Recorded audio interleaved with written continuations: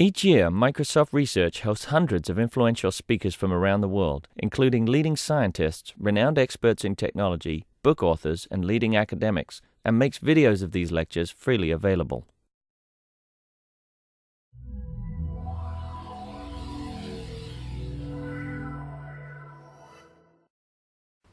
Okay, so welcome everybody. It's my pleasure to welcome Shanlu here from the University of Illinois at Urbana-Champaign. She's a PhD student finishing up under supervision of Weiwei Zhao, and she has been working primarily on looking at concurrent systems and the bugs in them and ways to fight the concurrency bugs. So we look forward to the presentation.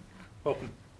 Thanks very much for Tom's introducing. My name is Shan, and today I'm very happy to be here to discuss with you about my work on fighting concurrency bugs. A big problem my research looks at is software bug. Probably I do not need to motivate you about how important software bug is. I will briefly go through my motivation part, and feel free to give me more motivation during this time. The software bugs are very important, and in today's talk, I will tell you how I fight one type of software bug, which is very challenging and also very urgent now, the concurrency bug. So the concurrency bugs are synchronization problems in concurrent programs. And there are many concurrent programs around us, including message passing system and also shared memory system. So in my work, I look at the multi-thread and shared memory type of concurrent program. So concurrency bugs are very common in concurrent programs. The reason is that most human beings are used to sequential thinking. We tend to think about one thing at a time. And programmers are human beings, so it's very easy for them to make mistakes when they reason about multiple threads at the same time. This is a very simple example. I simplified this from a real-world Mozilla bug. If we just look at this one thread, we will see that this thread 1 assigns a value to pointer, and later on it dereferences this pointer. So if we just look at this one thread, it's perfectly correct, and it's actually very common in our sequential program. However, because this is a concurrent program, there is a bad thread 2, which will assign now to this shared variable pointer. So as a result, when the program executes following certain order, it will crash. So this is a very simple example, but hopefully it can give you the feeling that for programmers who are used to sequential thinking, it's very easy for them to just look at one thread, do some localized reasoning, and make mistake. And to make things even worse, different from bugs in sequential program, concurrency bugs have some notorious property. Like their manifestation is non-deterministic. So the program might crash once, but then when we execute for another time, it will follow a different order, and the program might behave correctly. So this will make the program diagnosis very difficult, and it also makes testing difficult. Because in order to trigger a concurrency bug during testing, we need not only special input, but also special interleaving. And because of this, a lot of concurrency bugs escape into real world and have caused a lot of problems. So this concurrency bug issue actually have existed for a long time, but have never been well addressed. So like in 1980s, a concurrency bug in thread 25, which is the radiation therapy machine, finally caused several patients died. And a concurrency bug in GE's energy management software finally lead to millions of people out of power and a lot of financial loss in 2003. So these are the history, and if we look into the future on what would happen, there's an exciting change right now in hardware community that our desktop and laptop are changing from single core machine to multi-core machine. And this is a very exciting change for hardware. However, it raises challenge for software. So one fact is that for those existing concurrency bugs in our desktop and laptop machine, they will manifest more frequently because multi-core machine provides them more opportunity to interleave. So as a result, they will become more severe in the field. I randomly surfed the web and I saw this article. You can read this, and basically it says a person originally had a single core G4 Apple laptop, and he upgraded the laptop to a dual core G5 laptop. And after the upgrading, printing doesn't work. And this finally turns out to be a concurrency bug, which almost never manifests on single core machine, but manifests very frequently on dual core machine. And we know this is really not funny. we do not want to spend more money, upgrade our hardware, and as a result, our software doesn't work. And actually, a funny thing is, I gave this talk somewhere else, and they asked me, is this originally a PC? I just changed it to Apple. So I can tell you, no, this is Apple. It's not a PC. Bugs in Apple? Yeah. Okay.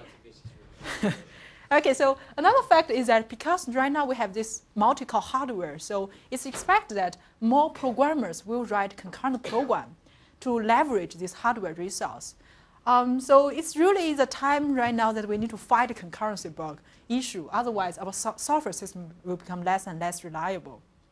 Okay, so hopefully I've motivated enough. So let's see what's the big picture of addressing this concurrency bug issue.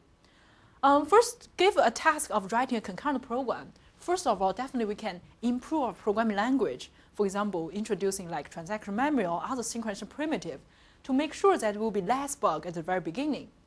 But we still have a lot of legacy code, and also making mistakes is human nature.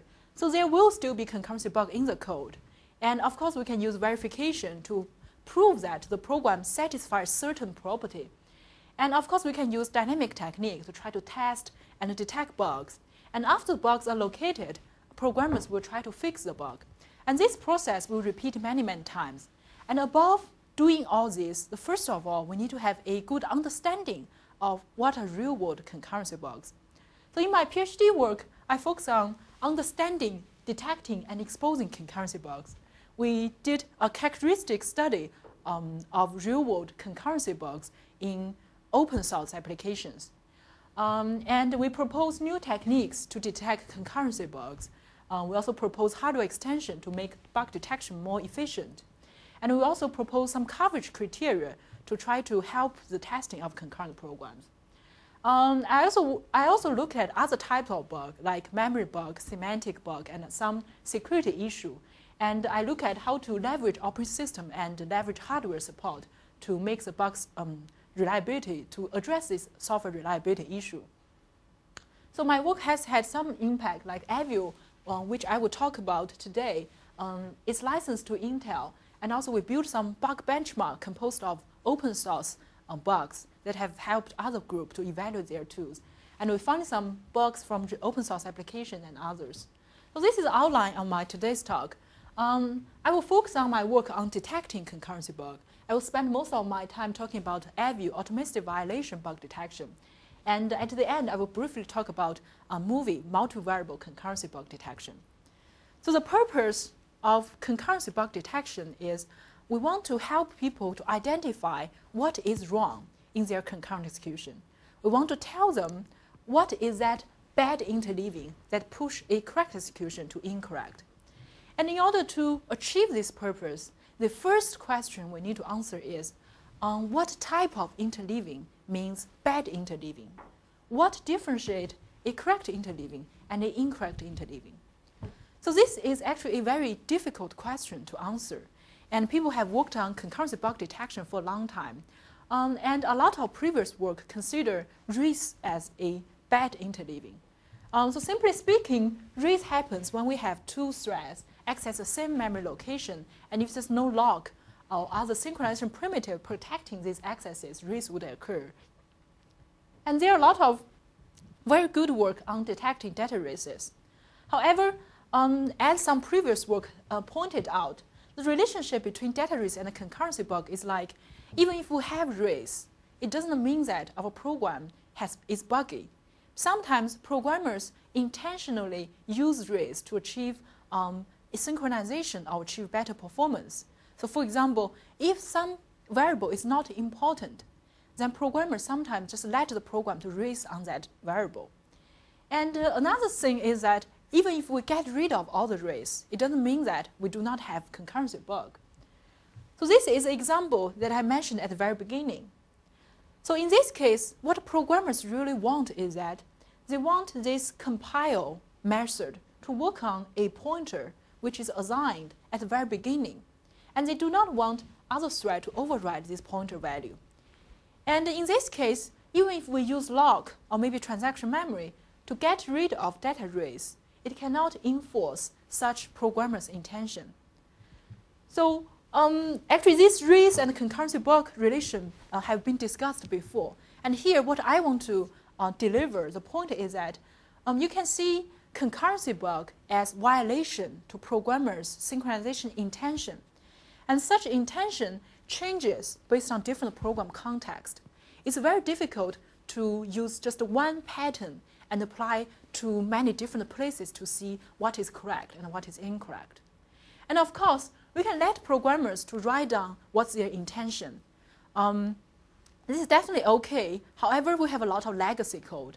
And also, a lot of cases, even programmers, they are not consciously aware what type of assumptions they have. So in my today's talk, AVIO and MUVI, in our concurrency bug detection tools, different from previous work, we try to automatically infer what is programmer's synchronization intention. And we try to do such inference based on either traces from correct execution or based on some statistical inference from the source code. So I will start with AVIO. So AVIO tries to infer the synchronization intention based on correct execution. So the rationale is for a program, especially concurrent program, even if it's buggy, we will still observe it execute correctly a lot of times before it finally gets released. So we can definitely leverage the information we can get from correct run. So more specifically, what we do is, given a program, we want to first select out some interleaving patterns to look at. And then we conduct this training phase. We will see during one correct execution, what interleaving patterns are followed during a correct execution. And after we see a lot of correct execution, we will see that some interleaving patterns are followed in all the correct execution we have observed. And based on that, we will infer that such interleaving pattern is intended by programmer. And after we infer such synchronization intention, we can use that to help debugging or help error report. Like if we have some incorrect execution, we can check which interleaving patterns are followed by all correct runs but get violated during incorrect run. So this way, it can help programmers to identify the root cause of an incorrect execution. Or we can use such interleaving patterns as predicate to monitor the program execution. So once some interleaving patterns are violated, we can report to the runtime system, and the runtime system can react to the such execution error earlier before the program really fails. So here's the basic idea that infer some rules, some patterns from correct execution and applied to diagonals actually have been used before to detect like semantic bug or memory bug. And here, the difference between our work and also the challenge is, first of all, how can we, what type of interleaving patterns we want to look at? Or in another word, what type of synchronization intention we want to focus on. So this problem is actually very challenging. The thing is, this is a complexity issue. So given a program, the interleaving space is huge. So potentially, there are a lot of interleaving patterns could be related to program correctness. But we want to make sure our interleaving pattern set is relatively small so that our inference would be practical. And another thing is about generality. We do not want to change the way that we select interleaving patterns for different applications. So at the end, how well the interleaving patterns will determine our bug detection effect. If we do not select interleaving patterns well, we might see there's no pattern shared by all correct execution, or we might see some interleaving patterns shared by both correct run and incorrect run. So basically, this is the first challenge. And second, just like other inference-based technique, we need to address the challenge, how do we conduct the training? And third, after we get the intention, how can we efficiently detect violation? So in our AVIO work, first of all, we based on the characteristics we observed when we examine real-world concurrency bug. And based on these characteristics, we identify a very simple access interleaving invariant, which I will talk about in my next 2 slides. So we focus on this very simple interleaving pattern, which are very typical for programmers to assume. And in terms of training, we found that those notorious properties of concurrent program, like non-deterministic or rarely occur, now they help us during our training. And third, we build our tool using binary instrumentation, using pure software technique. And we also propose hardware extension to make such detection more efficient. So next, I will talk about one by one how we address each challenges. So is there any question at this point? Okay, I will continue. So first, what type of interleaving patterns we want to focus on? This comes down to what is the most typical intention programmers usually have when they write a concurrent program.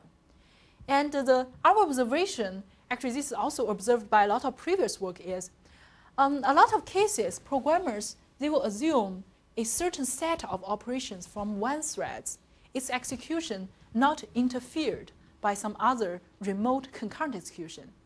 So this is the atomicity intention. So here, more strictly speaking, this not interfered means the concurrent execution effect of certain set of operation has equivalent effect as some execution where this set is executed in a serial way. And you can imagine it's very natural for programmers to have such atomicity intention because most programmers, they're used to writing sequential program. And also, when we examine open source applications concurrency bug pattern, we see actually more than 70% of non-deadlock concurrency bugs that we examined happens exactly because of such atomicity violation. So now our task is clear. We want to automatically infer which operations are intended to be atomic. And this turns out to be a very difficult task because arbitrary set of operation could potentially be intended to be atomic, but that will make our hypothesis space too huge. And also, just given a set of operations, just to tell whether it's atomic or not during one run is complicated. So again, we look at the real-world concurrency bug characteristic, and then we found that, fortunately, most times, programmers' atomicity intention can be broken down to basic atomicity intention. That is, most cases, programmers, they will assume one thread's two consecutive accesses to the same variable to be atomic. Just like if you read a variable twice, you may want these two read to see the same value. If you write the variable twice, you may not want other people to see the intermediate value in the middle. So basically, this type of basic atomicity intention is very typical for programmers to assume. And also, you can imagine if we can automatically infer such basic atomic region, we can build them up to much larger and more general atomic region. And we do see that most atomicity violation bugs we see in open source application happens exactly because such simple atomicity intention get violated. So next, in the following my talk, I will refer to such a atomicity property as access interleaving invariant. I will say an instruction has access interleaving invariant if it is intended to be atomic with its preceding access from the same thread to the same memory location that it accesses. So next, I will talk about how we can infer such invariant. And before I talk about how we infer, let's see two examples. So this is the example that we discussed at the very beginning. Here, this assignment to script pointer and this dereference of this script pointer, they actually come from different functions in the program. And also, there are a lot of other operations in the middle. But basically, these are two consecutive accesses to the same shared variable from thread 1. And here, you can see programmers' intention is that they want these two consecutive accesses to be atomic, because if some interleaving happens, then the program will crash. So in this case, this statement has this access interleaving invariant. However, not every statement has such invariant. In this example, this thread 1 executes a while flag. It's doing busy spinning on this shared variable flag.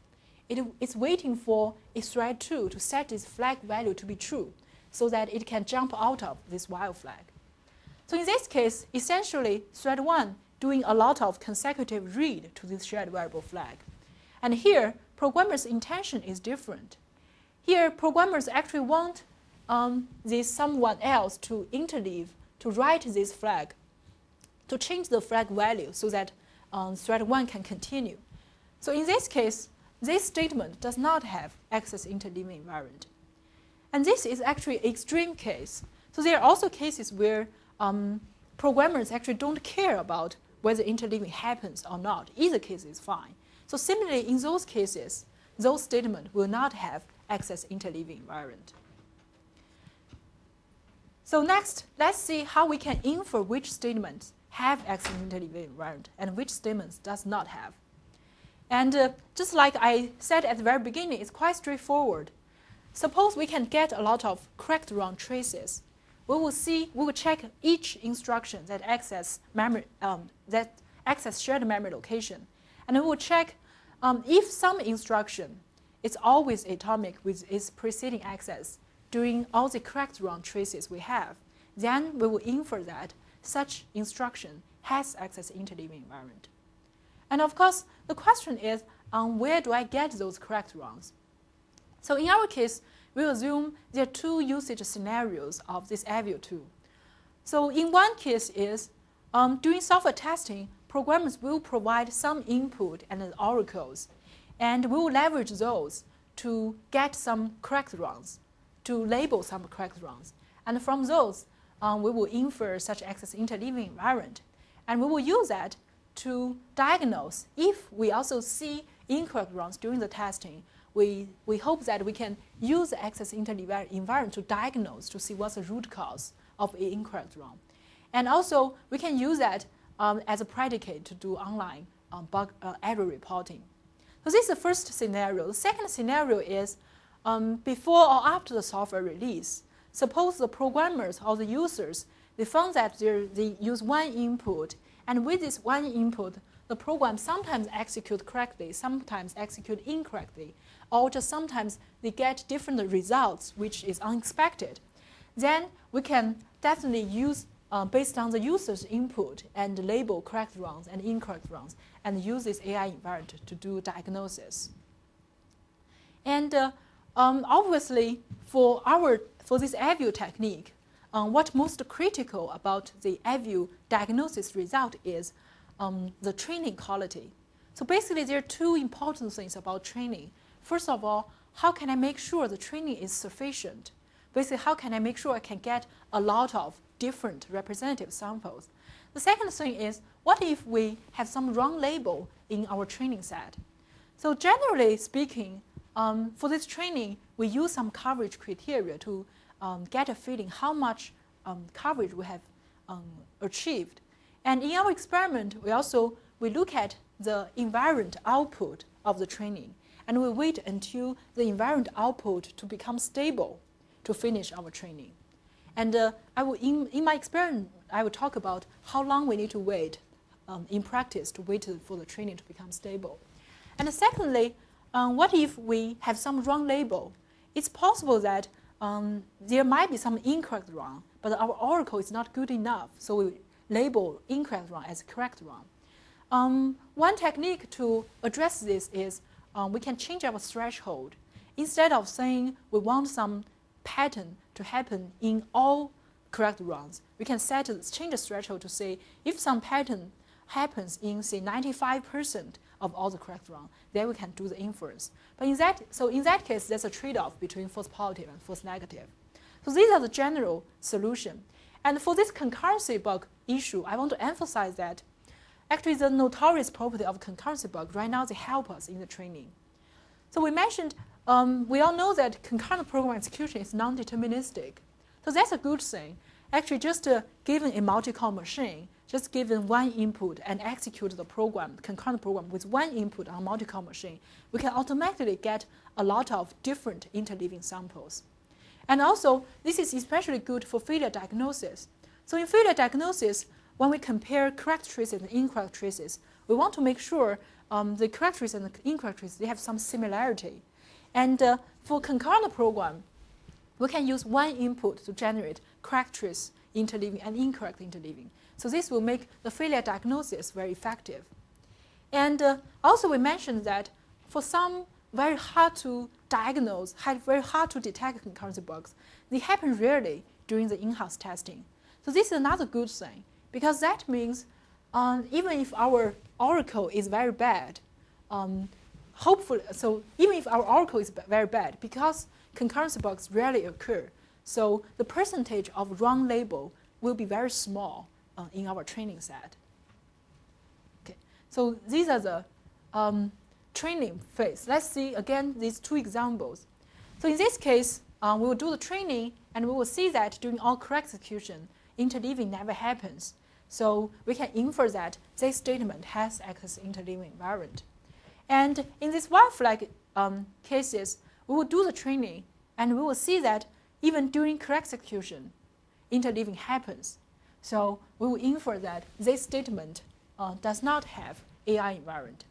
And similarly, if there are cases like if programmers don't care about atomicity, we do see that when we do training, atomicity sometimes is followed, sometimes violated. And in those cases, we will be able to identify those as non-access interleaving invariant. So can you comment on one thing? So you were talking earlier about, well, the case that you get bad data for the oracle, you just set your threshold to 95%, yes. something like that. I guess one of the things I want to hear is, in a test like this, there may be millions of executions that execute without any interleaving whatsoever. And do you ever miss that because of your thresholds? Sorry, so you mean? So if I spin on a variable waiting Oh, for it to be yeah. set, Oh, I get right? that point. I'm most get that likely I'm point. going to spin millions of times that there's no. Yes, yeah, I get it. Yeah, right? yeah. That's a good question. Actually, I did not explain the detail. So actually, in our case, we do not whether interleaving has happened or not is not associated with each dynamic instance. So basically, it's like we do the wrong, and so it's like we are associated with each wrong. Basically, we look at for this case, it's like we see doing one wrong. Yeah, did it occur? Yeah, so that's why in this case that is not an issue, but I think I can definitely see that if it is for example a very long, for example execution, such treatment might cause some issues. Yeah, I think in that case we will need to consider, for example, maybe divide to different phases and measure whether interleaving happens or not based on phases also or others. Yeah. Okay. Okay. So. I've talked about, we are looking at atomicity violation problem, and I've talked about how we infer atomicity intention by programmers. And this is a whole flow. Basically, given a program binary and given some input, we'll conduct a lot of training runs. And the training run result is a list of instructions. So each of the instructions on our list is expected to be atomic with its preceding access. And next, I will talk about how we will leverage this inference result, do some bug detection. So when you say preceding access, I mean, there can be many instructions Yes. before it. So you have a notion that it's a flow dependence or a write to a read, or no, you have? So yeah, we just look at what is so basically like for every instruction, we see which memory address it accesses, and then we goes back and see what is the previous access. Oh, so it doesn't matter. Doesn't whether matter. It's a write or read. Yeah, it doesn't matter. It could be two reads. Yeah, writes. exactly, Okay. exactly. Yeah, actually, later I will talk about. We do this. We consider this because we see real bugs could happen when atomicity violated to read or to write or write read or read write. Yeah. Yeah. And these are exclusively accesses to share memory. Yeah. Yes. Right? No Yes. blocks, for instance, not other synchronization primitives or something like that. You do not track that. You don't try to find Yeah. I do not. Yeah. Try that. Yeah. Yeah. Basically, we only look at memory access. We do not use the lock or synchronization information. Yeah. So, go back. Yeah. So you say it infers atomicity intentions from correct runs, but I could imagine in a correct run there would be errors that didn't affect the sort of perceived outcome of the run, Yes. and I would label it as correct, Mm-hmm. even though sort of there were events occurring that are not what I had in mind. So Yeah. does that affect the training and the outcomes? Yes. So in that case, it's like we will not be able to find out the intention programmers really have. And that's the case is like if we change our threshold, say for example, I want to find out the pattern that happens, for example, 90% of all the runs, all the correct runs. Then in that case, if for example that rare thing, if that is a rare interleaving, and it's rare cases that it happen to lead to correct run instead of incorrect run, in that case we will still be able to find out your intention. But if it's a case that, for example, that is an interleaving, this is an interleaving that I did not expect, but it frequently cause correct run, then we will not be able to find it out. Also, when you detect an atomicity violation, is it with respect to time or is it respect to some happens before relation? Oh, you mean how we find out the violation? Right. So when you say some atomicity is violated? Right? Oh yeah, yeah. So can I will talk about it just in my next 2 slides. Yeah. But basically, we just look at whether it's violated in one run. So we do not try to. So in that case, we just look at the memory access trace, and this. So you sequentialize all access. Yeah. Right. I will talk more later. So in that sense, there are a lot of atomicity. Atomicity which is not intended by the program that you will mark as atomicity, as intended atomicity regions, right? For example, if I'm updating a statistic counter, it's going to be very rarely in runtime that you're going to have 2 updates interleaved in practice. Yeah, so basically that's the issue that I guess that's our training limitation. So in that case, it's like if the training is insufficient, like there are some actually correct, but just rare interleaving, and if it's not hit by our training, then we will have some wrong intention. Yeah, but so for that one, hopefully I will talk about why we have hardware extension, because we hope that with hardware extension we will be able to monitor it online. Then in that case, hopefully we can continue our training even through production run. I think in that case, the training sufficiency problem will be less. Okay, so after we get that atomicity invariant information, actually we can give it to, for example, some model checker to verify that whether the atomicity is always followed or not.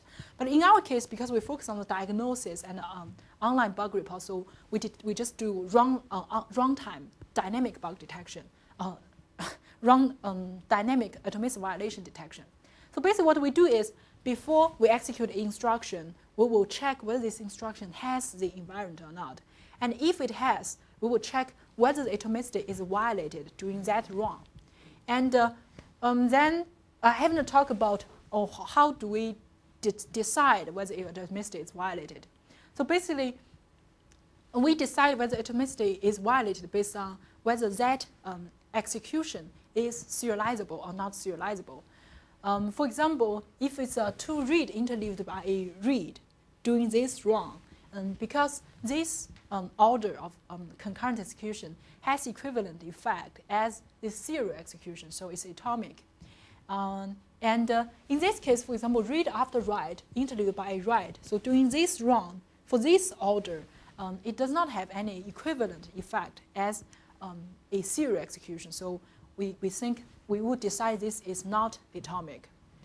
Actually, of course, if we leverage some like synchronization information, we will be able to draw more strong conclusion. For example, whether it potentially can get violated. But in this one, we do not use it. I think definitely can be extended.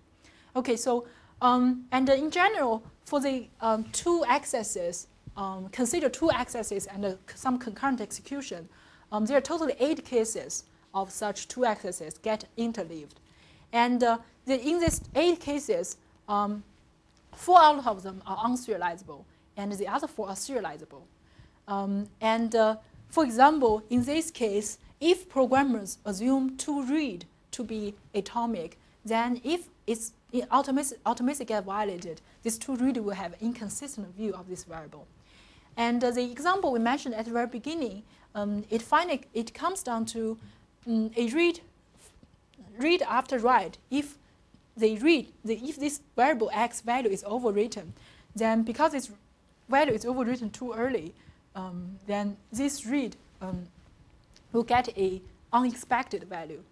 And similarly, for example, write after write, the intermediate value will get leaked, and write after read, interlude by read, and similar some problems. So actually, each of these 4 cases, they match with some real-world concurrency bugs that we have seen. Okay. Under complex serializability, 3 writes in a row would not be serializable. Where 2 of them are from thread 1 and the interleave 1 is from thread 2, that's classically not complex serializable. So why don't you count it? So in that case, yeah, I know. I have seen some people classify that as serializable. But in our case, for that 2 write interlude by write, we think that it has equivalent effect as if this read is happened at the very beginning. Oh, the write. Right. Sorry. The write is happening very write interlude by write. That's equivalent to thread 2 do write at the very beginning, and then thread 1 do 2 read. I guess right. It depends on your notion of output. I mean, Yes. These are classically output dependencies. So Yes, if exactly. somebody is visibly seeing exactly. those, then it's Then different. exactly. But you chose to classify. Yeah. Okay, I could see. So I guess if you had some other reads, then one of these patterns. Yes. But that I think the definition definitely can be kind of extended and similarly to the inference. And you're not looking at the values which is being read and printed. Yeah, we're now looking at this. So it's possible that we will have false positive negative because, for example, even if it's a write, if it's write the same value, then it doesn't matter. So that will cause some, it will cause some false positive or false negative in our interleaving inference. Okay, and then how to detect violation is straightforward. We just have this total 8 cases, and we want to differentiate 4 out of the other 4, so it's quite straightforward. Basically, we just need to check whether this x-axis is read or write, the previous one is read or write, and we need to know some information about other threads. And we implement this using binary instrumentation. And for this binary instrumentation, we see that the overhead is pretty big, and the performance bottleneck comes from how can we know there is a remote thread try to override try to have some interleaving write or have some interleaving read. And fortunately, we see that actually these 2 pieces of information actually already exist in hardware. So in invalidation-based cache concurrency protocol, if there is an interleaving write, we will see that the local processor will get a signal to invalidate this local cache copy. And if there's a interleaving read, if there's remote processor tries to read the data local processor has just written into this memory location, then we will have a downgrade signal from this invalidation-based cache concurrency protocol. So if we can extend the cache line, if we can extend each cache line to maintain these 2 pieces of information, and then we can do the detection at the hardware level very efficiently. So these are the basic AVIO design and ideas. And we evaluate this with 6 atomicity violation bugs from open source applications. And we evaluate our hardware extension using CMIX simulator, and we evaluate the software implementation using PIN. And for the training, basically, we conduct the training and we will wait until the training result becomes stable. So you can see for like special application, it needs 10 rounds. And for some server application, for 1 input, it needs about 100 requests. To serve 1 request 100 times to get the training output to become stable. Is that the same request 100 times? Yes, that's the same request 100 times. So if it's more input, potentially it will need more time to become stable. But we have seen that actually it's possible to use the training result from 1 input to help the bug detection using other different input. What if the cache line gets evicted for other reasons? Oh, yeah, that's a very good question. I forgot to say that. So actually hardware implementation and software implementation is a trade-off between accuracy and performance. So for the hardware implementation, there are several issues. One is if the cache line gets evicted, then the information will be lost. So in that case, we will have false negative in that case. But that it will be relatively rare because usually for the atomic region, it will not be very far from each other. But of course, there will be. And also, actually, there are also other cases like the cache line granularity will lead to some false sharing, and the load store queue will have some buffering issue. So all these potentially, if we really want to have good accuracy, it can be addressed by, for example, using victim cache and some other solutions. But in general, it's a trade-off between performance and accuracy. I was just curious.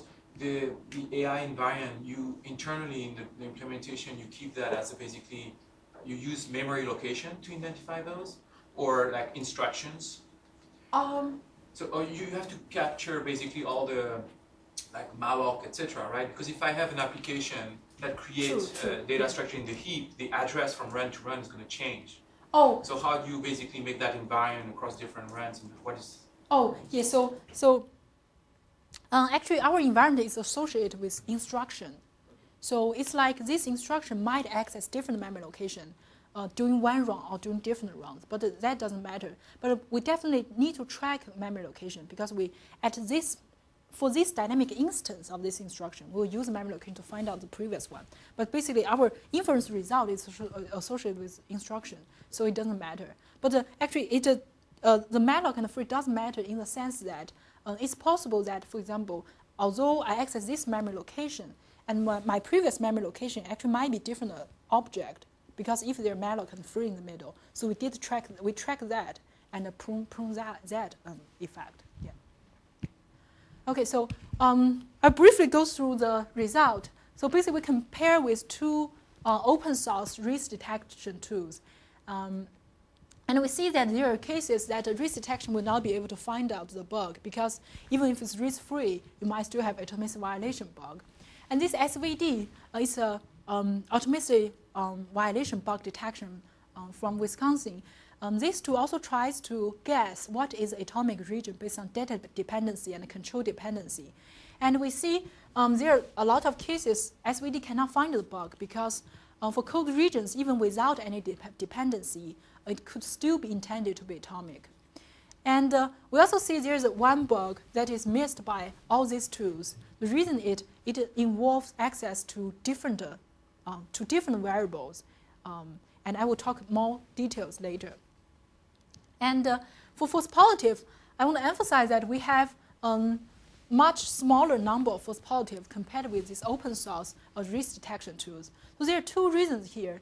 One reason is for risk detection, because there are benign risks and there's a kind of malicious risk. And because risk detection cannot differentiate benign risks from the bad risks. And we use training process to prune out those benign risks from the bug report. So we have smaller number of false positive. And second issue, I haven't talked too much, but we discussed a little bit in the question answer is, we do not use synchronization information. For risk detection, it needs to know what are the synchronizations that is used to protect shared memory access. And if programmers frequently use customized synchronization, like while flag or producer-consumer queue, and in those cases, even if it's well synchronized, risk detection will not be able to tell that. And we only look at the memory access pattern. So because of that, we also have smaller number for positive. And finally, in terms of performance, of course, if we have software hardware extension, and in the simulator, it has almost no overhead. And for software, our software implementation have like 20 times slowdown. But of course, this number can be made smaller if we use, for example, static analysis as a first step or other techniques. But basically, we think software technique probably is more useful for in-house diagnosis. And if you have hardware extension, we'll be able to enable production run monitoring. Okay, so this is a question. Okay. Oh, you mean overhead? The background is looking for data rates, right? The locksing. Yes. And you're checking for atomicity violations. Yes. So, Yes. You mean? So what is this? The previous one, the previous slide. Oh, you mean false positive? Oh, the reason is we do not have SVD source code or tools. So basically, for example, our error report, that bug detection report is based on we contact their author So they use some bug, which is also used by us. But basically for false positive, because we do not have their tool, so we do not have the opportunity to run that. But I would, let me see. For false positive, because I think in their case, they look at data dependency and control dependency. So that's by itself, it's a smaller. There's some part that they cover, we do not. But basically, it's a smaller part compared with our general two-axis atomic region. But just to look, just general for false positive, I would think we will have smaller number of false positive because we leverage the training. But they would not have the synchronization primitive caused false positive issue. Yeah. Okay, so let's see what we have already addressed and what AVIO have not addressed. AVIO look at this atomicity violation bugs, and more specifically, actually, we look at atomic region composed of access to same variable, same memory location. And in our characteristic study, we see that about 70% of concurrency bugs, non-deadlock concurrency bugs we examined, are because of synchronization problem of access to same memory location, but there are 30% actually caused by synchronization issue among accesses to different variable, different memory location. And this is a important issue because some previous concurrency bug detection, like risk detection, they also only look at whether access to same memory location are protected by the same log. So this is our MUVI work. We try to address this multiple variable concurrency bug issue. So let me give you a very short motivation why accesses to different variable might cause your program to be incorrect. The reason is that our program have a lot of variables, and some variables are correlated with each other from semantic point of view. Like in this Mozilla data structure, this table is an array, and this empty is a Boolean variable. It shows whether this table is empty or not. And for example, in this Mozilla data structure, this field shows what's the total number of strings that Mozilla has allocated. And this length sum shows what's the total length of all the strings that Mozilla has allocated. And the other examples like Linux, we have red, blue, green, and transparency. Altogether, it will show you the information about 1 pixel in your displayed device. And you can see that these variables, they have correlation between each other. And this means two things regarding correctness. One thing is, no matter we are writing a concurrent or sequential program, if we update one variable, we need to update the correlated variable in a consistent way. We should not forget to update the other one. And for concurrent program, especially, we need to make sure our access to correlated variables are synchronized. So again, this is an example from multivariable concurrency bug example from Mozilla. Here, this thread 1, it's trying to flush this table array, and then it tries to set its empty flag to be true. And for this method, it will insert something to this table array, and after it insert, of course, it will set this empty to be false. So if you just look at this, it's correct. However, what would happen during concurrent execution is thread 2 first insert something to the array, and thread 1 flushes the array, set the empty to be true, and finally, thread 2 set the empty to be false. And now, in our program, we have an empty array, but this flag says the empty is not, the array is not empty. And following this, Mozilla will try to access this array based on this empty flag, and Mozilla will crash. So here you can see that this is not just a synchronizing access to each single variable's problem. It's about two correlated variables. So in MUVI, what we try to do is we want to first automatically infer which variables are correlated with each other. And here, assumption we use is, given a mature program, suppose mostly is correct, then correlated variable should be updated in a consistent way. That means if one variable is updated, if it has correlated variable, it should be updated close by in a mostly correct program. So we leverage this, we do static analysis of the source code, and we collect information about, for each function, which variables are accessed by each function. And then we apply data mining technique to see which variables, which set of variables, they are frequently accessed by the same function.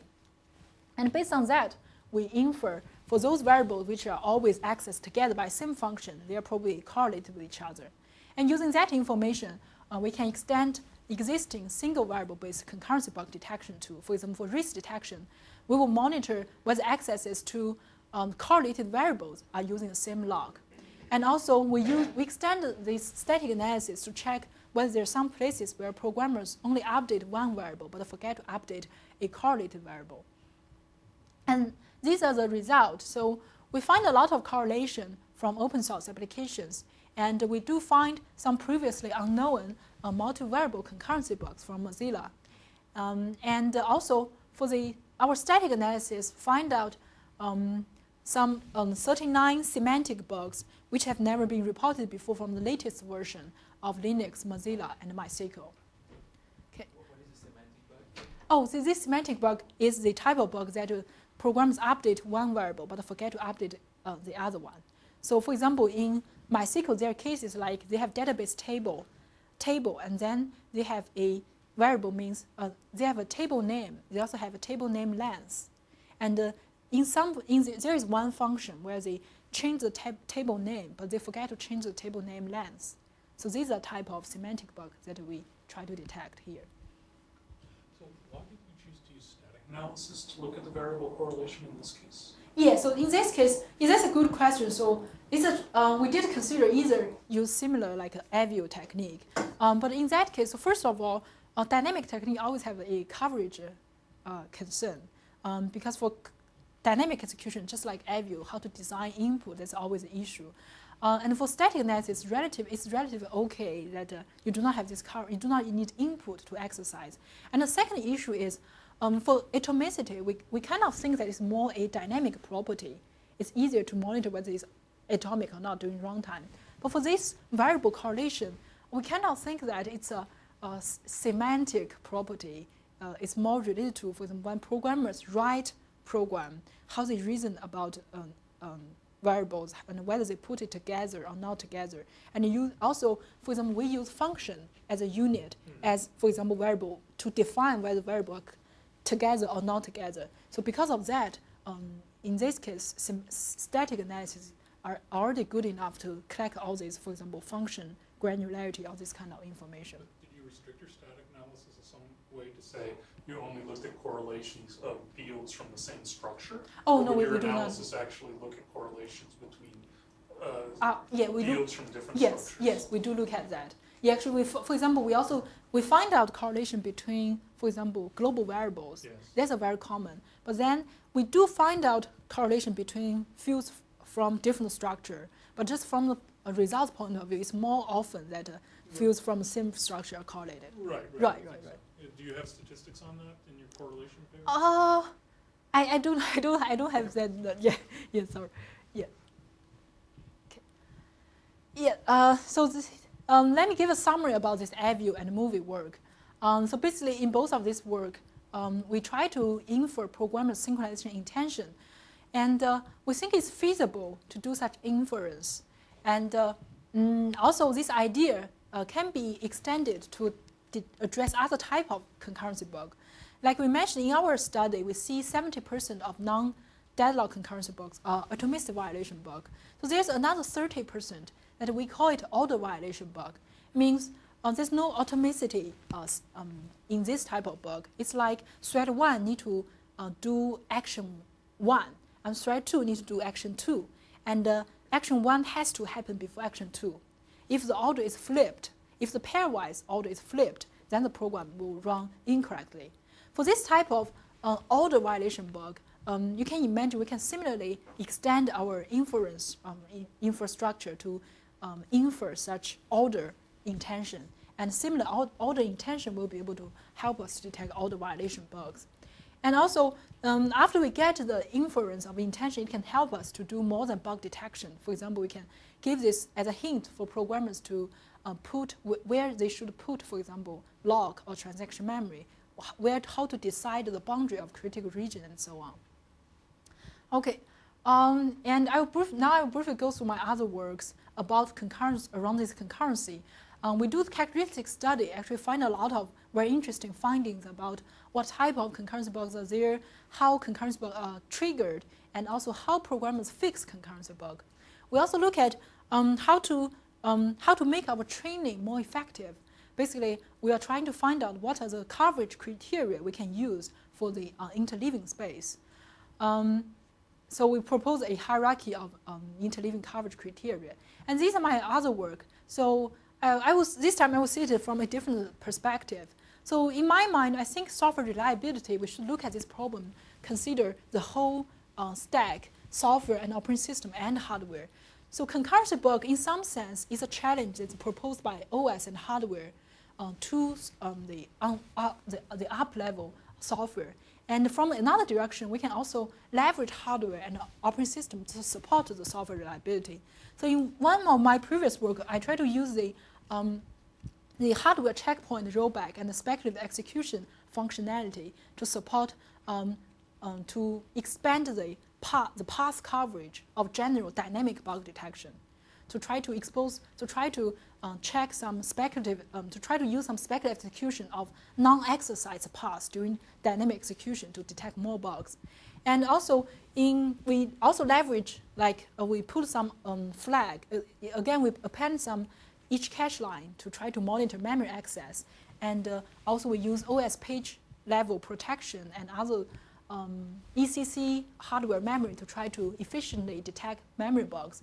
And also we use operating system checkpoint and rollback to try to do online diagnosis. This work, I did this work with other students in our group.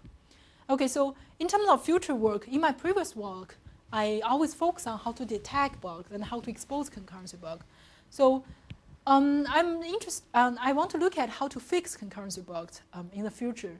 So when I check how programmers fix bugs in the online bug report, I see right now it's very difficult to diagnose this. Like in GDB, a lot of, for example, watch point are designed for single processor instead of multi-core processor. And also to fix concurrency bug is difficult. It's not just the programmers use add a log or change a log to fix a bug. So I see actually adding log or changing log actually only compose about 25% of open source application developers fixing concurrency bug. And also for concurrency bug, the special thing is we have some oracle to refer to, and also we have the flexibility to patch either software or to patch at the hardware or operating system level, the scheduling. And also, people are designing new language or new programming model to write concurrent program. I believe there will be more new pattern of concurrency bug in that case. And also, maybe there are other things we should look at. So basically, I think concurrency bug problem is a problem that involves software, hardware, operating system. It's a balance. We need to achieve balance between performance and the correctness and so on. And so for most things, generally for the software reliability, I want to look at what's the balance between different factors, and also how software reliability requirement and resource will change on different environments, like for distributed system, for embedded system, what will be the new challenge. Yeah, thanks very much.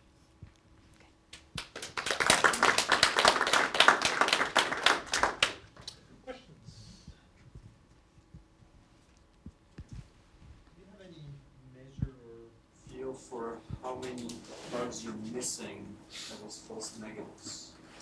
Yes, this is a good question. So we do not have any quantitative number because for this open source application, it's hard to say how many are there. But I definitely know that there are certain types of bug I miss. For example, for auto violation, I miss that type of bug because for example, infers does not include that. Another thing is actually like the question that Martin asked.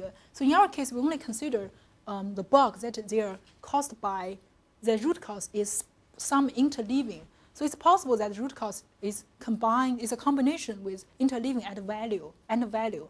For example, maybe only one under certain value and a certain interleaving bug would happen. So in that case, again, so right now our model did not cover that. Yeah. So the thing I'm thinking of is because of the way you represent your atomicity invariant, which is based on instructions. Yes. Instructions.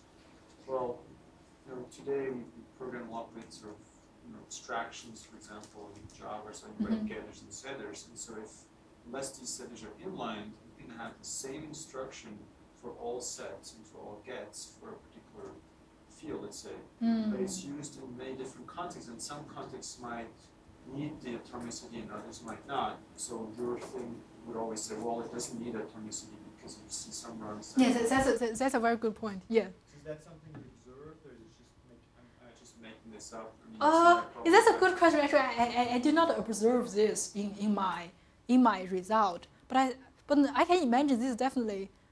If, for example, if there are a lot of, if it's for example inline, if it's a macro, it's not a problem. But if it's a small method, I think you're definitely right that we will miss some invariant because of that. I think in that case probably we should combine instead of using just instruction, we should put context together with instruction. Yeah, that's a very good point. And actually, also another thing probably related to the question you asked is we did see that we miss some, we have false positive and false negative in our variable correlation inference. The reason is variable correlation, there are a lot of cases, it depends on different execution phase. It's like in some context, two variables are correlated, in some others they are not correlated. So again, those I think have some context, be context aware will be helpful. So when you did your survey of concurrency bugs, I mean, you went through a lot of open source software bugs, right? And how did you actually identify which bug was a concurrency bug, which one was not? So basically, there is a danger of bias, right? You might, if you're looking for atomicity violation, you might tag more atomicity violations. It's definitely possible. But so first of all, let me see how we do that. So first of all, we first use a lot of keyword. Actually, those are keywords that some other students in our group generate using information retrieval. They find out what the potential words could be correlated with concurrency bug. So we first get a lot of keywords, and then we search, and then we get like thousands of bug reports. And then we first of all pick out those bugs that are fixed, and then we manually check all these bug reports. First of all, we first random pick out some, and then we random check, and then we manually check, and then we look at there are several things we look at. We look at source code, we look at what's the patch to this bug, and we look at the programmer's discussion on the forum. So I would say because of these, we're relatively confident about our examination result because we have the source code, we have the patch. I think actually patch helps us a lot on determining what exactly this bug is. So and also there are some bugs that we discard because we're not able to, because the information is not enough. We're not able to identify what type of bug it is. So I would say I'm confident that I did not bias about regarding atomistic bugs, but there are, I would say, there are definitely the methodology definitely is, I can hardly say it's definitely, we cannot generalize our conclusion because, for example, we discard some bugs because it's very difficult to understand, but it's possible that those are maybe like complicated bugs. So maybe the real pattern of concurrency bugs are more than just a simple atomicity order. So that is definitely possible. Any other questions? Okay, thanks again. Thanks.